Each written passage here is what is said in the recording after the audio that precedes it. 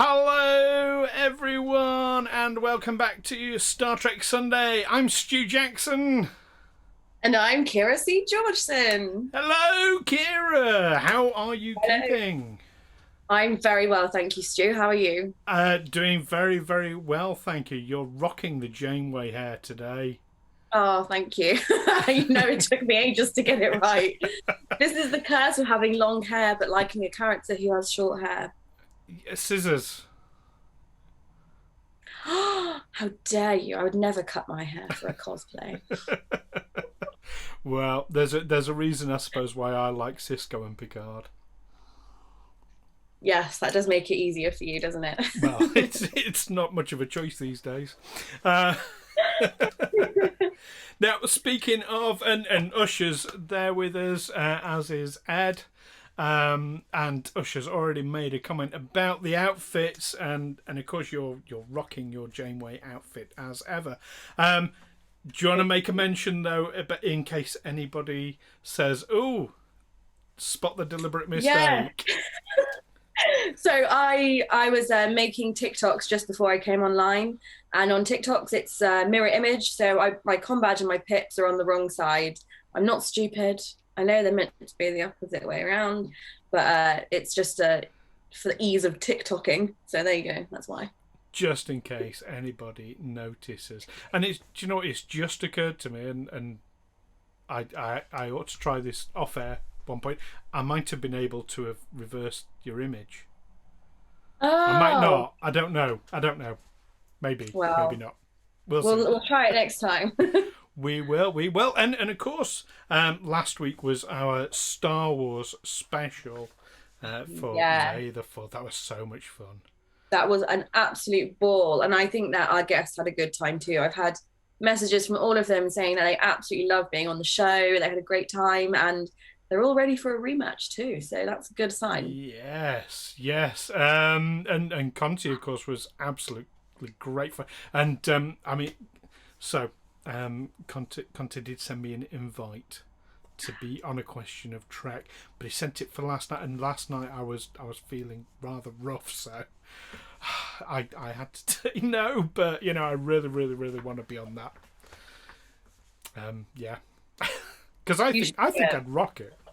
I think you'd be really good actually. When I did it, I wasn't that great because the questions they do on Question of Trek are really like niche trivia facts like that you would have to have studied Star Trek your whole life to know. And I was just sat there like I'm in the presence of a bunch of cues. Like I don't know what's going on. Well, but I think you'd fit right in. 42 years I've been studying Trek. There you go. Hello, Captain Quinn. Great to see you here as well. Fantastic. Yes, now, fortnight's worth of catching up to do, because we didn't really have a catch-up last week, did we? No, we didn't do the news because we were so focused on May the 4th. So we just focused on our little quiz. But so lots of things to catch up on this week. Lots of things. But first of all, now, before last week's show, you moved the day before. How did the move go? Yes, the move went well. I managed to do it all myself because I am absolutely the most stubborn person in the world. I refuse to pay to hire a van. So I did 5 trips in my tiny Fiat 500 and managed to do it all by myself, including my double mattress, folded in half and crammed in the back of my car, and then dragged up the stairs by myself. Excellent. Love an independent woman. Go for it. Janeway would be proud. Yeah, she would indeed. And Captain Quinn says well done as well. Thank you very much, Captain Quinn. What about you, Stu? What's been going on in your life? Oh gosh, what has been going? So I got my vaccine a week last Monday. My first vaccine. So I'm now Bill Gates' sex robot. But no, I'm getting there. So me and Catherine, we've said that we'll start seeing each other again once we've had both our vaccines, and we've waited the 3 weeks after, because you're not actually covered until 3 weeks after your second one properly. So yeah, we'll be yeah. I've not seen her for ages, since before Christmas. I know. So. Yeah. But we're we're getting long in the tooth and pragmatic people. What can I say? I've just seen that comment in the chat saying you can start to just make out with random people now. I mean, yeah. Who's to say I've not been doing that already? I think that's wishful thinking on Usher's part. Although whether he's talking to me or you, I don't know, Keira. Probably you. I think you're the more attractive one here. Only if you're into facial hair.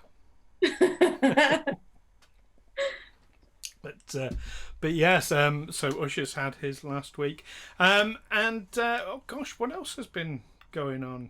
Yeah, I had a rough couple of days recently, but apart from that, we don't want to hear about that though. We want to hear what we're here for, don't we? What are we here for today, Stu? Exciting episode today. We're going to be reviewing the pilot to Enterprise, the series Broken Bow. Both parts 1 and 2. You get 2 for the price of 1. Yeah, this was a fun watch for me because, like I told you earlier, I've not watched Enterprise. I've not watched the pilot since it first came out, and I remember watching some of Enterprise again when I was about 12 or 13. But for me, it's a very distant memory, so it was really nice to sit down and watch it and feel like it was a fresh, new show almost. It was quite good. Absolutely. We've got a deep dive this week as well, haven't we, Keira?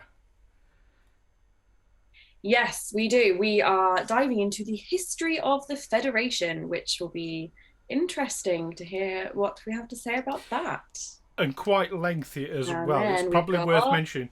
We're not going to do the plot of Broken Bow. We might cover it in general chat briefly, but we're not going to do the plot like we normally do because we have so much information to disclose about the Federation that it would just take up far too much time, wouldn't it? There's a lot. Absolutely. There's a lot. I'm not going to be doing an unboxing this week. I'm going to be doing a show and tell instead. But we'll come on to that when we come on to it. It's a bit of a surprise for now. Oh, yes. And then, as always, we will finish up with the latest Star Trek news. Yes. But starting off then with the Enterprise 2-parter episode, Broken Bow, which was the first and second episodes of Season 1. First aired on the 26th of September, 2001. So a while ago. Yes, I was 7. I'm just going. It's going to happen every week. I'm just going to remind everyone of my age. It really is. I was reaction. 28. I apologise. Yeah, I was 28. Wow. Yeah, I'm old enough to be your dad, Keira. In fact, I'm probably older than your dad, am I? My dad's quite old, actually. My dad's. You're gonna say his age now, and we're gonna find out I am older than him, and then you're gonna regret saying my dad's quite old. No, because I know he's older than that because he was 18 years older than my mum. So my mum is 50 this year, so my dad would be 68. Right. Oh, that's a good age to be having kids. That's definitely 20 years on me. Blimey, I don't feel so old now. Yay. There you go. Right, we'll have to talk about that every week now. But make me feel better. Yeah, but Broken Bow. That so it's been quite a while since you saw it. Do you know one thing I've got to get off my chest about it? I always enjoyed it from when it first came out. I always enjoyed Enterprise and the rest of it. Watching it back, it never struck me quite at the time, but it's so bloody gratuitous, and the objectification of Jolene Blalock is uncomfortable to say the least. It was very uncomfortable, and I understand why they did it, and you know they probably did that much for the same reasons they had Jerry Ryan come on to Voyager, is that they wanted to have the sex appeal because you know sex sells at the end of the day, but it was so blatant, like it wasn't subtle at all, and it was quite a lot to watch. And I paused it for a minute, and I was like, "Was that really necessary?" And then I kind of just like I let the scene play, but I wasn't really focusing on it because I just didn't want to watch it anymore. But when that scene finished, then I carried on paying more attention. Well, you get similar scenes, and it's always in the decontamination chamber that it keeps happening. But yeah, I keep expecting them to, a pizza delivery man to come in, and then Jolene to say, "In Vulcan, we don't have money. I shall have to find some other way to pay you." It's bad. But and we do have to buy not Jerry Ryan, but the character of 7 of 9, because the ratings on Voyager went up through the roof when she joined the cast, and this is why. And this is how you get Rick Berman's. Sadly. Oh God, it's the truth. I mean, it's the same for all sort of film and TV. Like, this is what makes money, so they're just going to keep doing it. And things have changed. I think in the modern era, it doesn't happen so much, or they portray women in a very different way. But it still does happen occasionally, especially in like Hollywood blockbuster movies. Well, yeah, I think we get more sort of realism in shows now. I mean, I'm thinking like Game of Thrones had so much nudity in it, but at least that was pitched at a much more mature adult audience, whereas I think Enterprise had more of a wider appeal across age groups, which made it I do feel like in Game of Thrones they try and allow the nudity to happen from men and women, so it's not just all the women being objectified in Game of Thrones. Yes, indeed. To some extent. We've had a couple of questions. So Captain Quinn has said, is it not produced bow, like the bow of a ship broke? No, I think when they say it in the show, it is broken bow. Broken Bow, yeah, because it's a place, isn't it? It is a place name. It's the place where I believe one of the founding fathers lived. I'm not 100% on that, but I'm sure I heard that somewhere. And yes, lots of agreement. It wasn't very subtle at all. Captain Quinn does say, what else would they wear in decon? And yes, I get that, but I just don't think those decon scenes were necessary. I mean, they were certainly for later on with the transporter, and it was this idea, it's a more primitive time. I just thought they could have done it perhaps a different way. And Ed says paper overalls.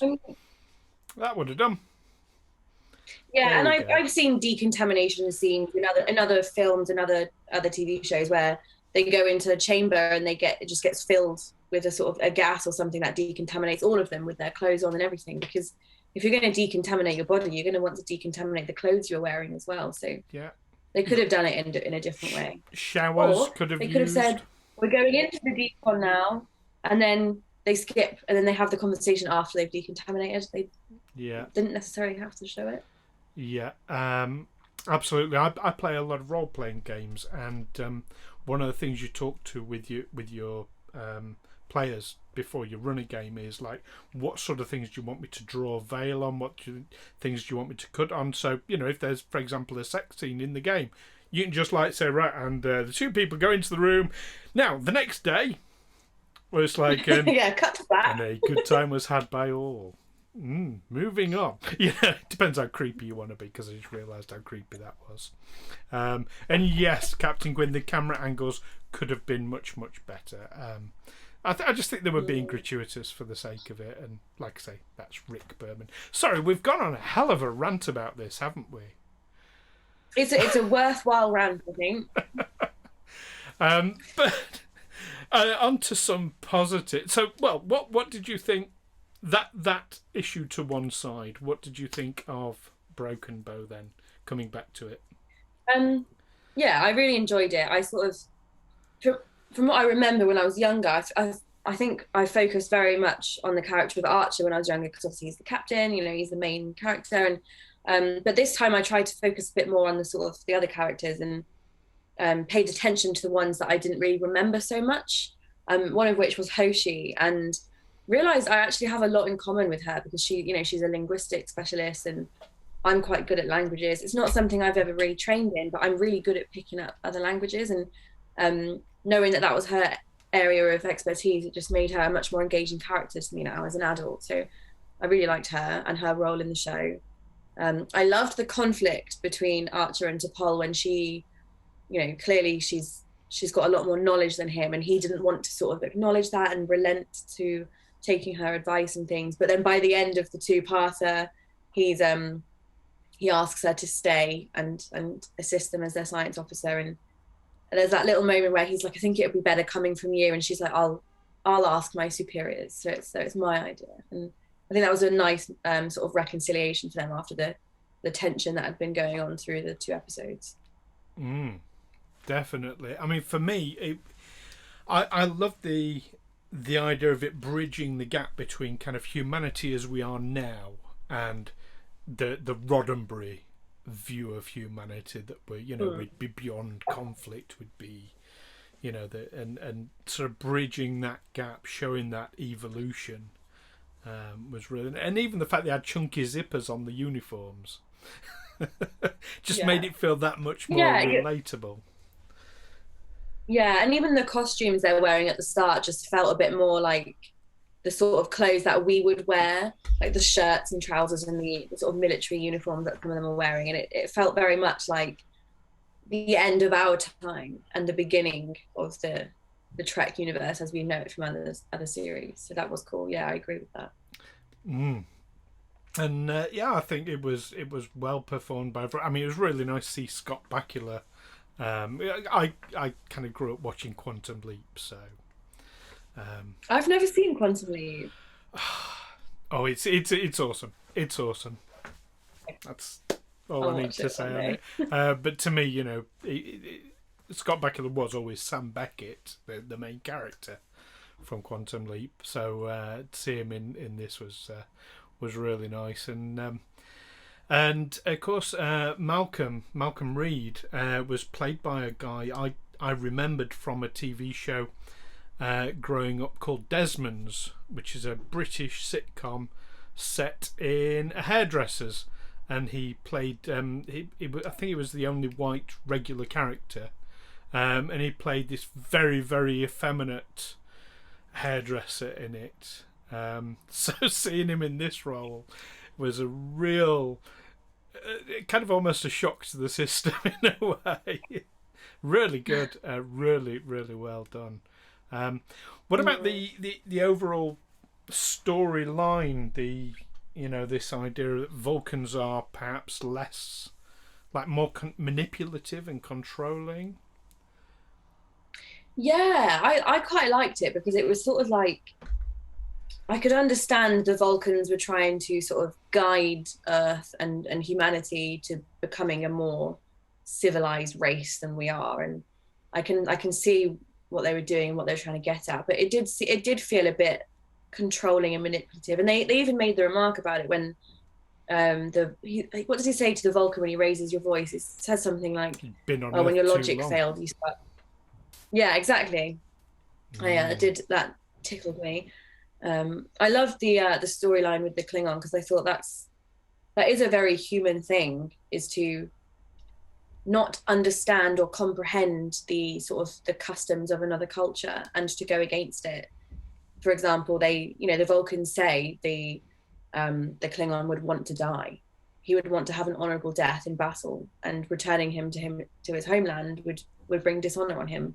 He'd rather be dead. And they're like, no, we're humans. We don't do that. We're going to take him back alive. And although if they'd have just let him die, we wouldn't have had the story. But I think that was quite an interesting concept to play with, because in obviously the later seasons and things like that, although they will have conflict about that, they sort of respect and go along with other cultures' traditions a bit more, I think. Yeah, well, that's interesting. You raise the arrogance of humanity, because I always see it as the arrogance of the Vulcans.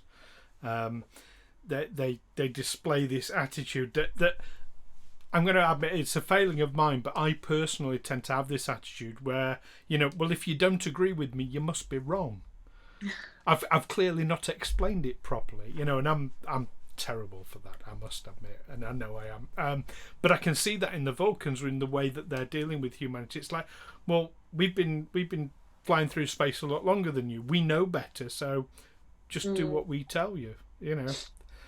That arrogant attitude. But yeah, you're absolutely right. The arrogance, the humanity as well. It's like, well, it's there's our way of doing it, and that's the best way. Yeah, absolutely. We've had some interesting comments regarding the whole quantum leap thing. Captain Quinn has said, well, who didn't grow up watching Quantum Leap? Well, you obviously, Keira. Sorry. But Usher has said that he was not a Quantum Leap fan, grew up with it, but didn't watch. And oddly enough, he's avoided Enterprise because he doesn't like the actor. Oh, what, Bakula?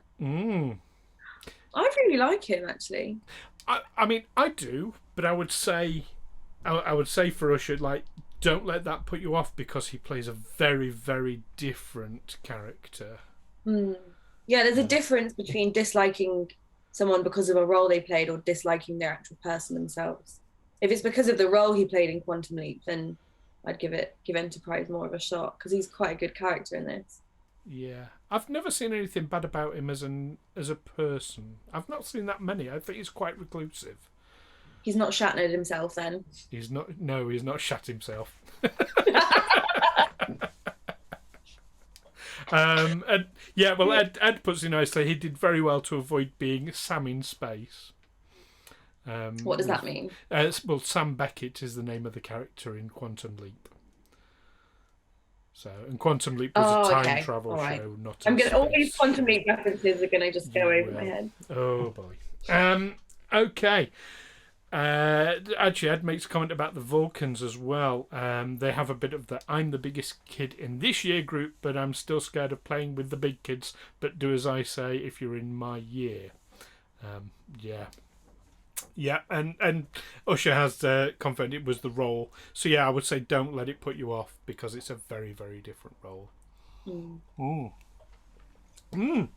So, shall we go for some trivia about Enterprise? Yeah, let's do it. So, the first bit of trivia we have for you today is that this episode features the first time that Vaughn Armstrong, who holds the record for playing the most alien guest characters in the various different Star Trek series, it was the first time he played a human role, and he played Admiral Forrest. So that's interesting. Did indeed. Now you would have thought the record would be held by oh gosh, what's his name? Played Reanimator. I know exactly who you're thinking of. Shran from Enterprise, and the one who's in everything. Yeah, you would think it was him, but no. In fact, it's Vaughn Armstrong. There we go. Yeah. 3 of the prominent. I'm mentioning the Admiral Forrest. 3 of the prominent Starfleet officers are Admiral Forrest, Admiral Leonard, and Commander Williams. Those names are an homage to the 3 lead actors from Star Trek, of course. DeForest Kelley, Leonard Nimoy, and William Shatner. One of the Vulcans from the High Command is called TOS, which is a reference to TOS, the original series. Jeffrey Coombs, thank you, Captain Quinn. Yes, that's exactly what I meant. That's it. That's the one. Yes. And here's a fun fact. I didn't know this when I was watching the episode because although I watched things with subtitles on Netflix, they didn't subtitle what the insult to T'Pol was that came from Hoshi. So she says Ponfo Moran, I think if I pronounced that right, which loosely translates as "go to hell," which is a badass comment to make to someone you only just met and about to embark on a mission with. It is. And also for Hoshi, that's quite a badass thing to say. Now, you would have thought, given we know what Ponfar is, that actually was something slightly different with Ponfo. Maybe it wasn't. Maybe they're just trying to downplay. Well, it crossed my mind when I heard it. I was like, is she making a Ponfar reference? But then knowing that what it loosely translates to, it could be something like go F yourself. That's exactly Because what I that then would have would thought. Yeah. mean that it is related to No, yeah, go to but hell. go to hell is a much more polite way of saying that. Excellent. So, in Captain Archer's cabin, there's a photo on the wall of a Pan American World Airways Boeing 314 Clipper. One for you here, Ed. Now, Gene Roddenberry was, at one time, a pilot for Pan Am. Also displayed next to the Clipper photo is a small statue of Zephram Cochrane with his arm reaching out, presumably a smaller scale model of the 20 metres tall statue of Cochrane that Geordie described to Cochrane himself in First Contact. There you go. Ooh, very interesting. You know what? It's been a long time since I watched First Contact. I feel like I don't remember anything about it. I should probably watch it again soon. I watched it on First Contact Day. In fact, did you? That would have been the smart move if I'd have done that, but clearly I'm not as smart as you. No. In fact, I don't think I've watched any of the films for a while. We watched one for this, didn't we? Yes. We watched the motion picture, but I've not watched any of the ones with Picard in for like years. Of course, you weren't here for the Into Darkness episode. That's what I was thinking. Oh yeah, no, I was away that weekend. Wasn't I? Sorry. Yeah. We'll do a movie soon, definitely. Yes. All right. Let's do it. Let's do a movie. So next up on the trivia list is Tom Lister Jr., who played Clang, is the second World Wrestling Entertainment superstar to appear on Star Trek. And he was preceded by Dwayne "The Rock" Johnson, who appeared in Star Trek Voyager and fought 7 of 9, which I love that episode. It's cringe, but it's cool. And then he was also followed by The Big Show, who... Which episode was he in? The Big Show. I have no idea off the top of my head. I'll be honest, I've not heard of The Big Show before. I'm not a big wrestling person. Neither have I. No, I don't watch the wrestling. But I did know about The Rock, though, because that was his acting debut. He's done a lot since. Oh, was it? Oh, that's interesting, isn't it? Yeah, because he's quite a good actor, actually. Moving on. I like him as an actor. We can agree to disagree. We can. Absolutely. The theme song, now the ever controversial theme song, which I love. I absolutely adore it. It's called I can't even say it right. Where My Heart Will Take Me, and was performed by Russell Watson, who's an opera singer normally. It was composed by Diane Warren for the film Patch Adams and was recorded under the title Faith of the Heart by Rod Stewart for that picture. Interesting. I've never watched Patch Adams, so I didn't know that connection. That's really interesting. Neither have I. Yeah, I feel like the theme song for this gets a lot of hate, doesn't it? I think the fact it's got lyrics kind of put it under a lot of scrutiny right from the word go. But I've got Faith of the Heart anyway. I knew you were gonna say that. How did I know? You know what? The song itself is not a bad song, but I feel like it doesn't have the same vibe as all the other Star Trek theme tunes, and it's the other sort of Star Trek theme tunes are sort of over the opening credits of like space as the background and like different celestial bodies and things, and this one is like just a montage, and it just feels like it's a different TV show. Like they could have called it something other than Star Trek. Like it doesn't fit in with all the rest. Well, with the exception of Lower Decks, the last one to be like that was Voyager. Was it? Oh, well, I haven't watched a lot of the new ones. you've got the spacey scenes, I suppose, in Enterprise, but yeah, the music is very different. But yeah, Discovery, the music's very different, and it's a lot of animated, drawn scenes as the opening sequence, as is Picard. Very, very different styles of music in those. You haven't seen I still Picard haven't yet, watched have any you? of the. I'm saving myself for it because I want to make sure that I've watched all the movies and everything else he's in before I watch that series. Like refresh my memory of it all. Ed has said he always thought they should have simply switched the intro and end title music around and had Russell sing them out. That would have been fair, but I liked it. I also like the fact that, to me, he always sounded a bit like Captain Archer. It could easily be Captain like Archer he's singing his own theme. Yeah, yeah.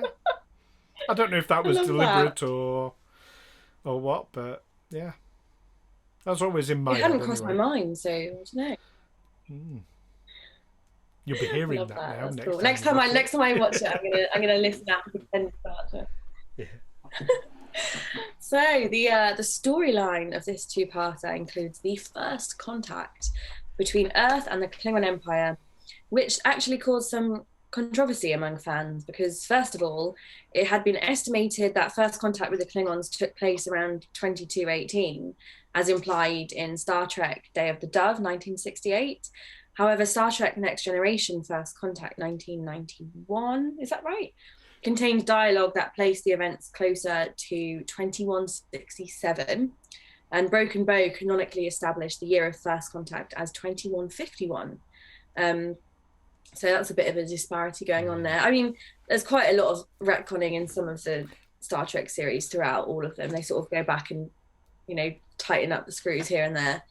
Yes. But yeah, so secondly, the event closer to 2167, where am I? My eyes are going squeaky. The episode showed the Klingons with their characteristic forehead ridges, a trait that they did not have until after the original series. And this discrepancy was finally dealt with in Enterprise Affliction 2005, which I thought was interesting because we discussed the changing face of the Klingons a few episodes ago, didn't we? We did. And that was sort of because they come from different houses. So it's possible that, the other Klingons were just from a different house and it could have been ironed out that way.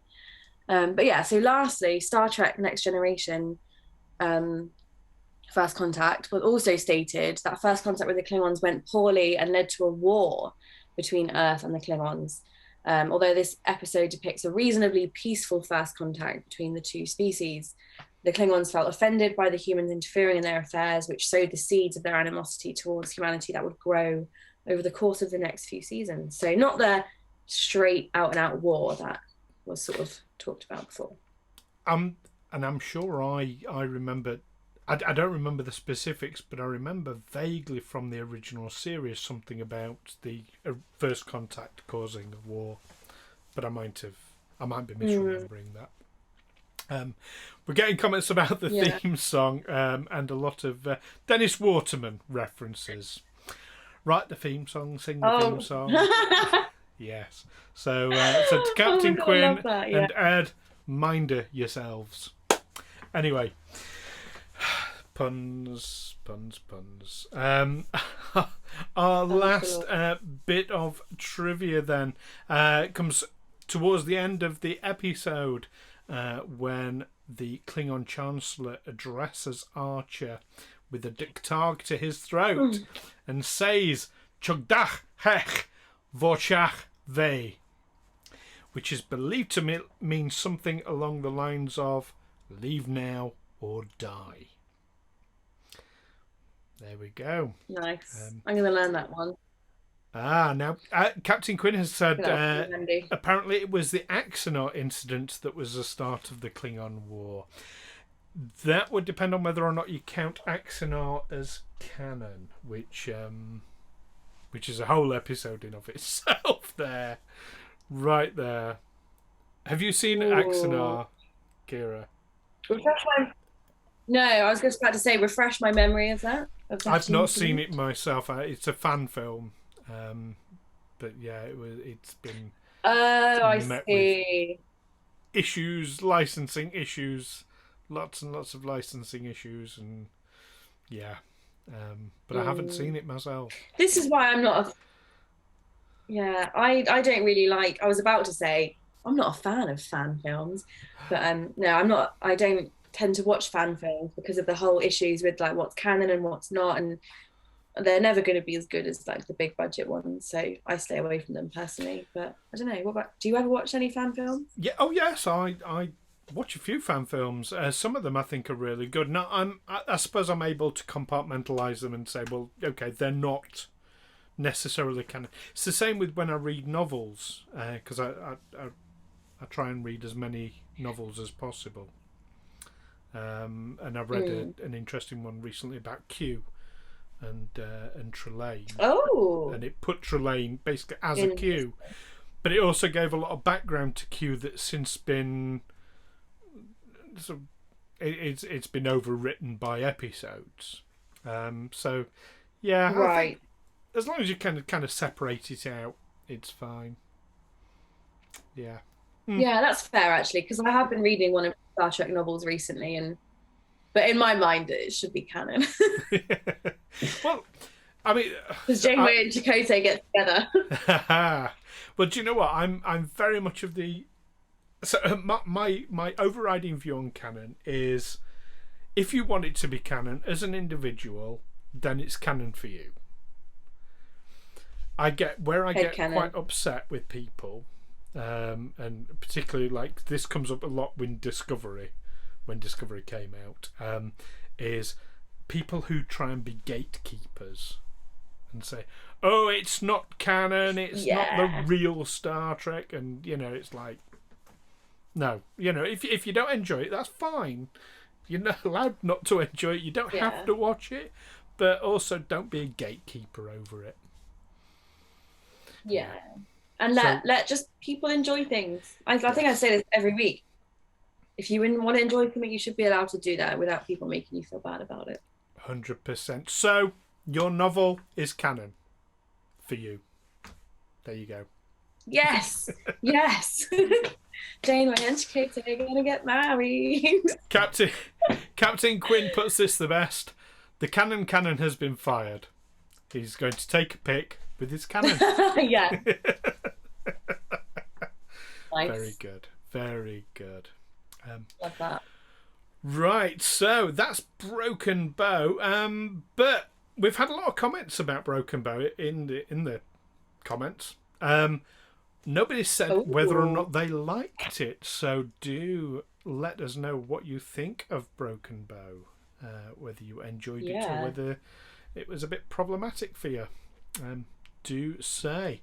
But shall we move on to the history of the Federation, which Usher was particularly keen to hear? Yes, because this is something I've never really given much thought to myself, all apart from like speculating, but I've never actually done a lot of research on it. So I'm excited for this deep dive. So let's go straight into it, shall we? Um, so in 2161, the year after the Earth Romulan War was decided, the old war allies Earth, Vulcan, Andoria, and Tellar founded the United Federation of Planets by signing a treaty in San Francisco on Earth. I think that's quite funny that they're making a federation between all these planets that are probably quite a lot more advanced than them, but they have to do it on Earth because we're the best. Um, Yeah, but the it's day of where the official founding was later celebrated. it, What were you it's saying? it's humans who made the series, so that's only fair. Yeah, I think there's a bit of a delay between us because I keep cutting out. I think my internet must be a bit dodgy today. Sorry. Oh no, not to Um, worry. but yeah, so the day of the official founding was later celebrated as Federation Day. Additionally, a new Federation Starfleet was officially established with a charter to boldly go where no man has gone before. Starfleet Academy was established shortly after. Yes, indeed. And I'm going to digress slightly. we had May the 4th very recently, of course, for Star Wars. And you see online on Facebook, on Twitter, so many Star Trek fans saying, oh, that's not fair that we don't get one. Well, we get First Contact Day, Federation Day, and Captain Picard Day. We actually get 3 calendar days a year. So, yeah. So, yes. Yeah. Educate yourselves, Twitterites. Lucky us. So, moving on with the Federation then. Over the coming decades, vessels like the Archon, Franklin, Horizon, Essex, and the unmanned Quadrus 1 probe explored space and expanded the young Federation's sphere of influence. Moreover, the Daedalus class was an important ship design within the fledgling Federation Starfleet until its retirement in 2196. The concept of starbases as logistical hubs for Starfleet's exploratory and defensive tasks also took hold very quickly, with Starbase 12 being in operation as of 2167. So not really long for us to start getting all these starbases set up, to be honest. We've better get working on that. So in the late 22nd century, the New World economy took shape on Earth. Material needs and money became obsolete, which is what we need. And to improve oneself became the challenge and driving force for most humans. However, the Federation and its citizens continued to use monetary equivalents like Federation credits and Latinum, both internally and externally, which I'm sure the Ferengis were very pleased about. Yes. The Federation's strive for discovery remained unbroken, as exemplified by months-long sleeper ship missions to deep space destinations, which were being conducted as late as 2210. With such strife, as well as steady scientific progress like the invention of the duotronic computer in 2243 and the commissioning of new powerful exploration vessels of the Constitution class like the USS Enterprise in 2245, the Federation continued its constant expansion throughout the first half of the 23rd century. By 2267, the Federation was described as being on 1,000 planets and spreading out. That's not necessarily 1,000 inhabited planets, though. Yes, that's a good point. Well, in contrast to that, one of the worst crimes in Federation history occurred in 2246, when half of the 8,000 colonists on Tarsus 4 were put to death at the orders of Governor Kodos during a food crisis inflicted by an exotic fungus. Incidents such as Kodos's genocide were not isolated, as the vastness of space made it difficult for the Federation to control corruption within their ranks. The crew of the Enterprise uncovered experimentation and torture at the Tantalus Penal Colony and violations of the Prime Directive committed on Ecos and Omega 4. Oops. Yes, Captain Quinn, the Constitution class is the starship class for the Enterprise in the original series. Absolutely right and well spotted. The Federation's constant expansion also meant, though, inevitable tensions with neighbouring spacefaring races. Inadvertent trespassers into Gorn and Tholian territories in 2267 and 2268 respectively led to initial hostilities, but their escalation would be prevented in both cases. And then in 2266, the Romulan Star Empire emerged from seclusion to test the strength of its old enemy, the Federation. The Romulan Praetor ordered his finest flagship, a bird of prey that was equipped with a cloak, as well as a powerful new plasma torpedo system, was under the leadership of an experienced commander to violate the Romulan neutral zone and attack the Federation's observation outposts that lined the border in Sector Z6.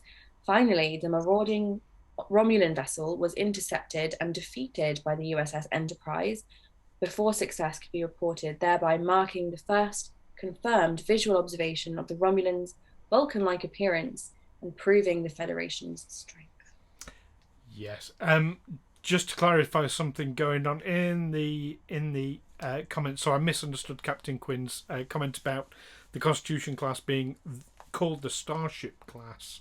The NCC of NCC 1701 stood for New Constitution Class.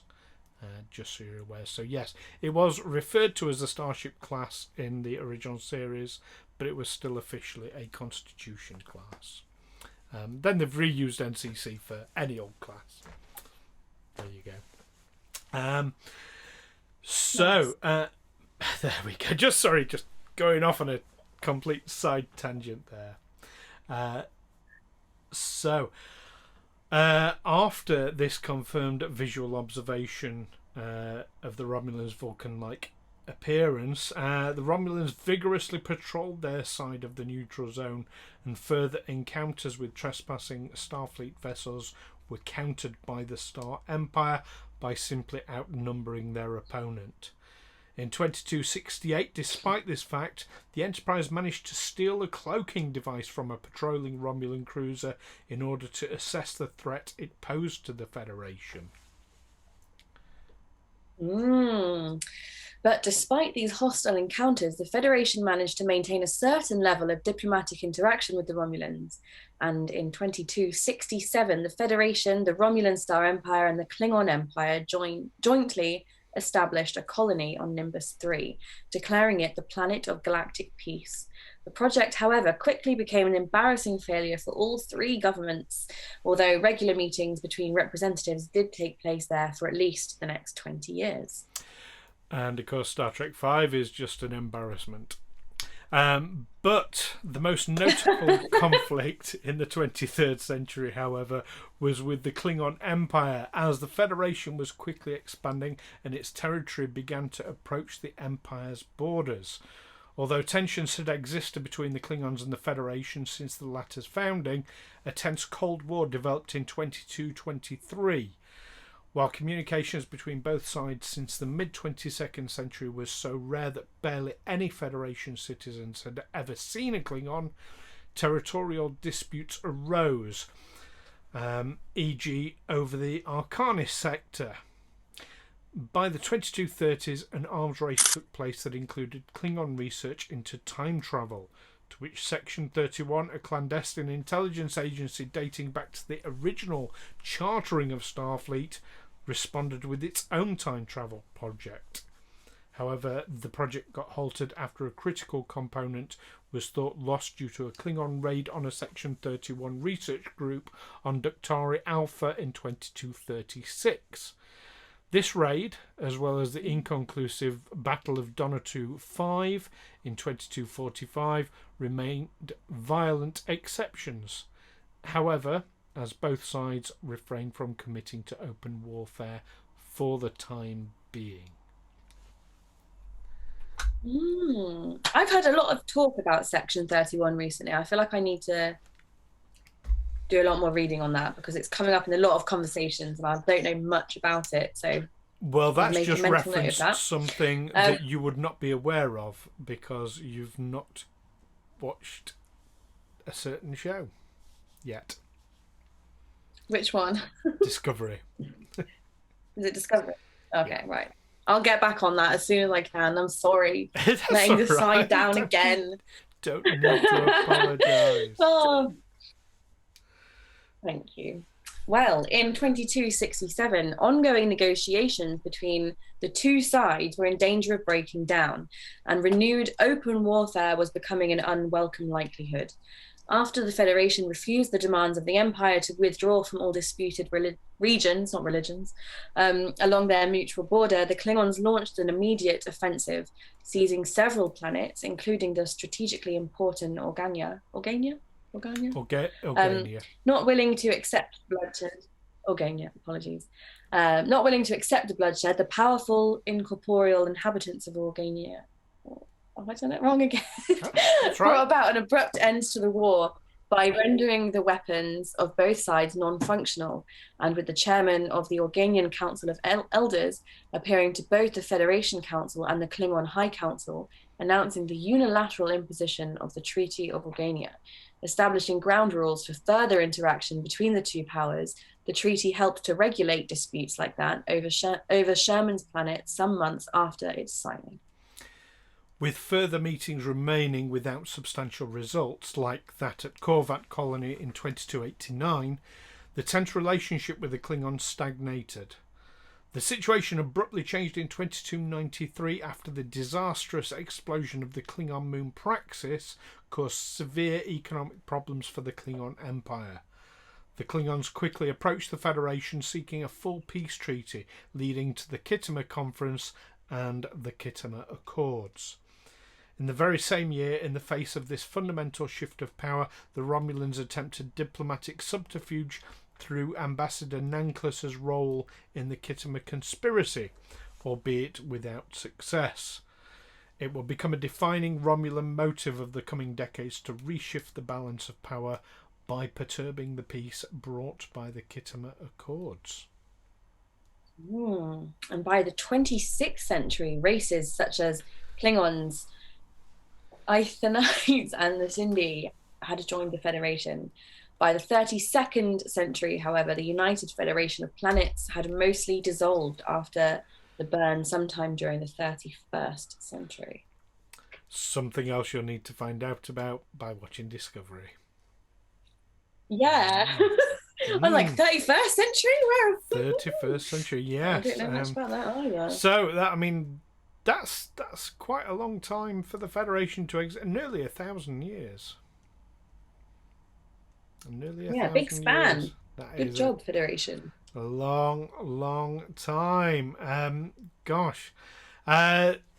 So there we are. That is the Federation in a nutshell.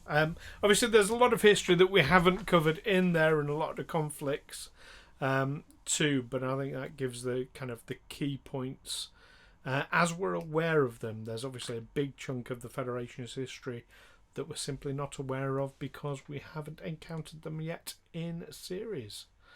But there we go. Yeah.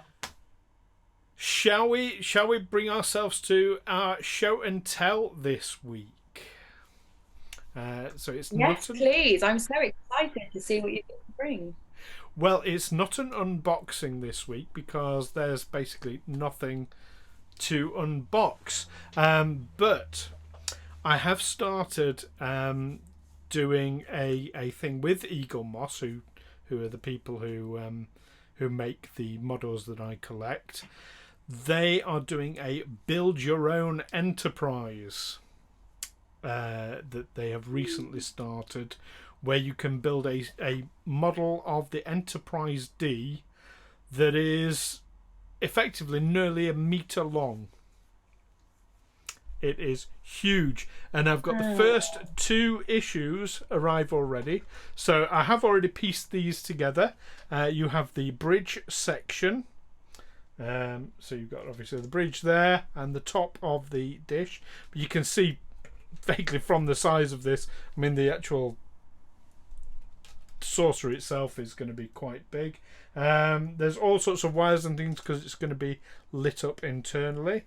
And I also have half of a nacelle. So there we go. So again, like, you know, that's the size of my hand compared to it. Gives you an idea of how big it's going to be. Also, to give you an idea, so with the first issue, we received a poster that is its actual size, and I'm not going to be able to get all this in on the. But again, to give you an idea with my hand, this thing's gonna be huge. It is pre-painted, yes, Ed, and it's going to be rather nice. But yeah, as proof that it's to scale, there you go. Nice. It's gonna be massive. So we have that to look forward to. Where are you going to put that, Stu? It's not going to fit in your cabinet. I'm going to need to move house again. It does come with magazines, and they've gone for large magazines again, but at least it has its own binder this time, so hopefully they will keep to one size of magazine. I hope you're listening, Eaglemoss. Stop messing about with the size of magazines. The other things I wanted to share with you as well. I got this through quite recently, which is a Starfleet signet ring, as per what's it called? Star Trek Into Darkness. It's the same style. There we go. As we see Mickey from Doctor Who drop into his glass. It only fits that finger. It's far too big for my hand. I've only got little hands. That's the problem.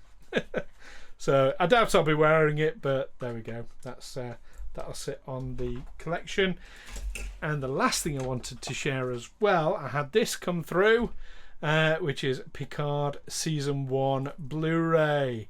It's got over 2 hours of extras, including deleted scenes, interviews, all sorts of good stuff. I haven't watched it yet. It's still sealed, but yeah, I'll be going into that. There we are. Exciting! I love special features on DVDs. Me too. So yeah, there we go. That's my show and tell. Fantastic. So does that mean it's time for Star Trek news, Stu? And we have 2 weeks of news to catch up on. Absolutely. The first bit of news that we are sharing with you today is from LeVar Burton himself, who has stated categorically in an interview with Whoopi Goldberg that he will not be in Picard Season 2, but he is hopeful to be in it at some point. So we can just hope LeVar Burton will get his chance to be in Picard.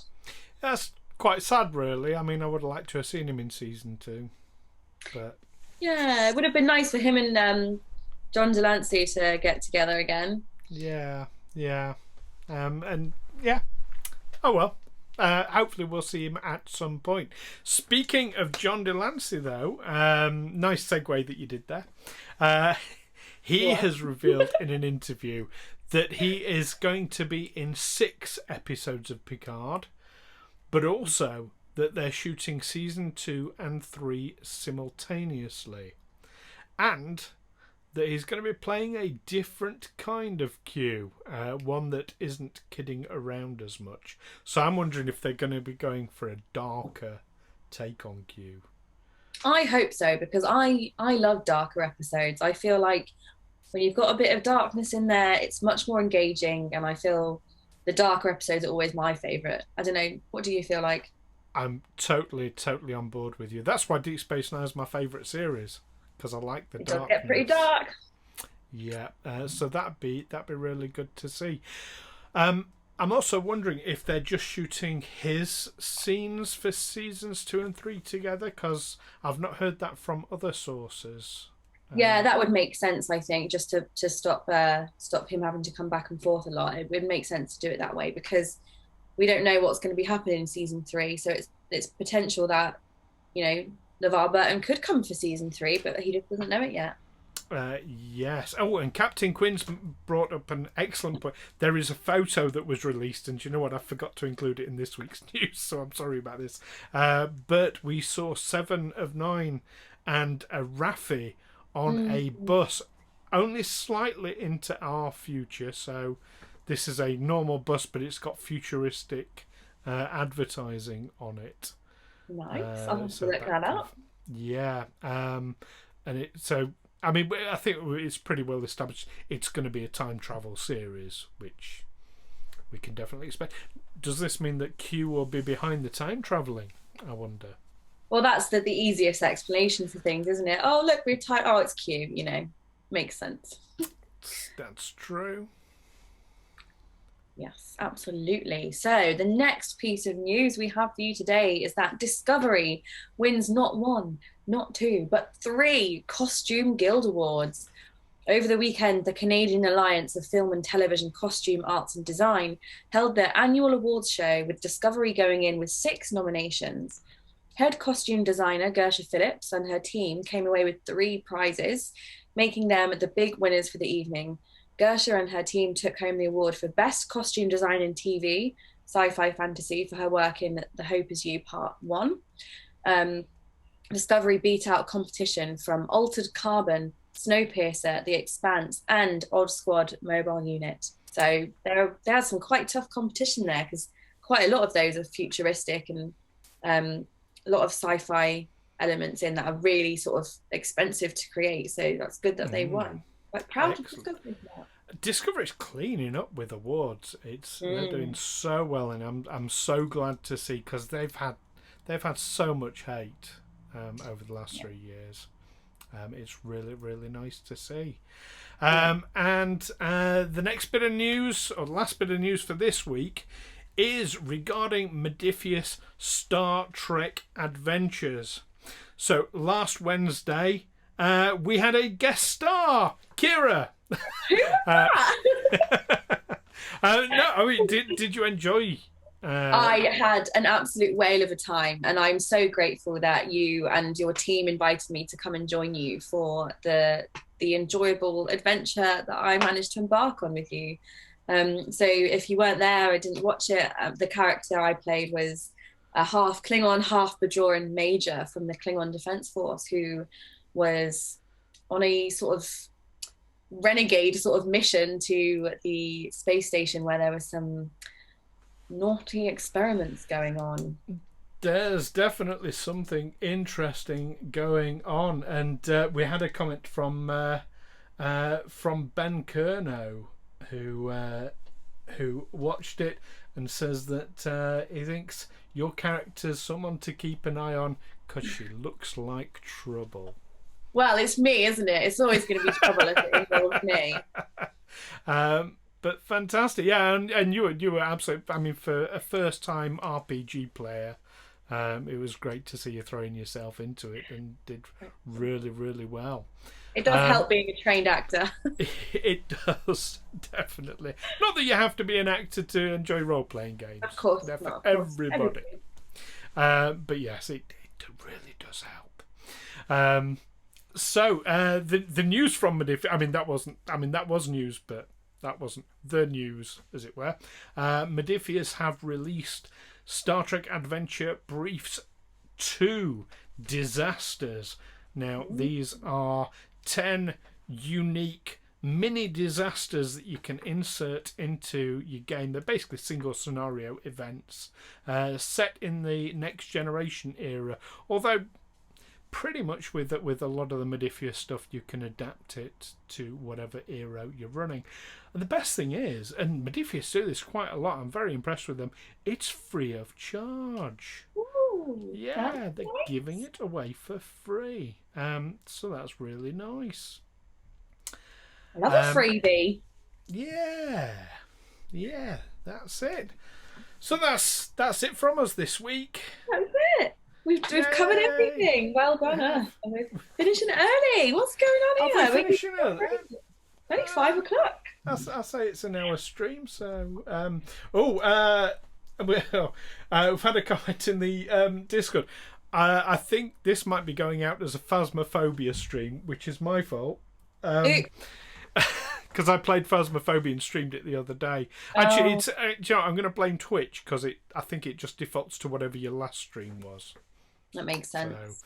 So I will address that. So apologies if anyone came here thinking they were going to be watching Phasmophobia and instead got something far more scary instead. Have you ever played Phasmophobia, Keira? No, I haven't. What is it? It's a first-person game where you go into houses that are haunted by spirits, and you have to detect what type of spirit it is and hit certain objectives. It's absolutely terrifying. It really, really is so atmospheric. Nice. Captain Quinn has said that we can edit during the stream. Well, I can't, unfortunately, because I'm doing this from OBS and I'm not that technical. Otherwise, I would. So I need some lessons. That's what I need. Which lessons? Or I need a moderator. So if anyone would like to volunteer to be a moderator for Star Trek Sundays, that would be appreciated. Yeah, get on board. Yes. But yeah, Ed and I play. Amy, of course, who was on the Star Trek Adventures, every Friday night we have a game. You have to come Right. along, Kira. Oh, you know what? I'd love to watch. So I can watch people play horror games and it won't affect me at all. But as soon as I try and play a horror game, I freak out. I don't know if you've ever played it's like a really old demo that's the guys behind Silent Hill made called PT. Have you ever played that? No, I've not heard of that one. So within this game, you wake up in a dark room and you open a door and you enter a corridor, and you basically walk around the corridor through this house, and you get to the end of the corridor and you're back in the room where you started, and you go around and around and around. Every time you go through the corridor, there's something has changed, and you have to figure out what's different. But it is so horrifying. It's so scary that someone made me play it once and I freaked out so much. I launched their Xbox controller across the room and I was like, oh my God, I'm so sorry. Like I was this far away from hitting them in the face with it. Like it was bad. So I don't trust myself to play horror games anymore, but I will watch.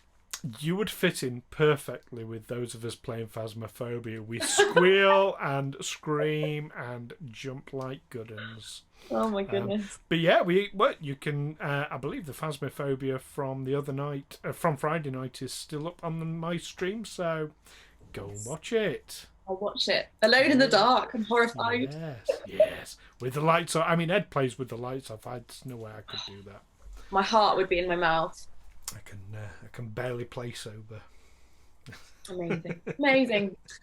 So, next time on Star Trek Sundays, we will be reviewing an episode from the animated series, which I've never watched before.